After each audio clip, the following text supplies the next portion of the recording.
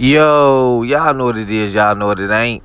Man, if you read this police report that I got right here, it seemed like whatever car that was used in the hit on Nlmb Magic, that was the same car that apparently one of the offenders, or I guess you can't say victims, but one of the people accused of killing Magic, and I'm guessing they was talking about KTS Dre.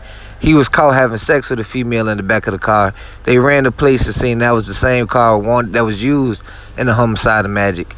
Later on in the report, you see they brought up the same person who was in the car having sex was the same person who was ambushed outside of Cook County. And you see they got a lot of names retracted and blocked off, and everything tied back up to KTS Dre. When you think about the person ambushed outside of Cook County, they're not talking about Bobo, because they say the person who got hit 64 times. And we all know that that's KTS Dre. And he was one of those people who I can say, no disrespect to nobody, but he was also incriminating himself on a lot of his lives when he go live with Cairo, talking about who made who ran. I think he even insinuated to being on the hit with Magic. You know, there was a couple things that he said.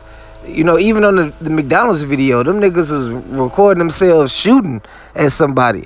I don't know if that was them getting shot at or whatever happened, but it was a shooting captured in the background of that video. And that's just how Chicago go. Chicago full of savages, but they love to tell on themselves. But in this instant, this goes back to what I was telling y'all about how the police steady releasing all these reports. I don't know if someone paying for this shit on Reddit, but I don't know. I don't get it. I honestly think it's a propaganda thing to make whenever somebody black die, they always use their mugshot. You ever notice that? They don't use they high school graduation picture. They always use a nigga mugshot. I got a few mugshots, but you trying to tell me if I die, they going to use my mugshot instead of the last picture I posted on Instagram?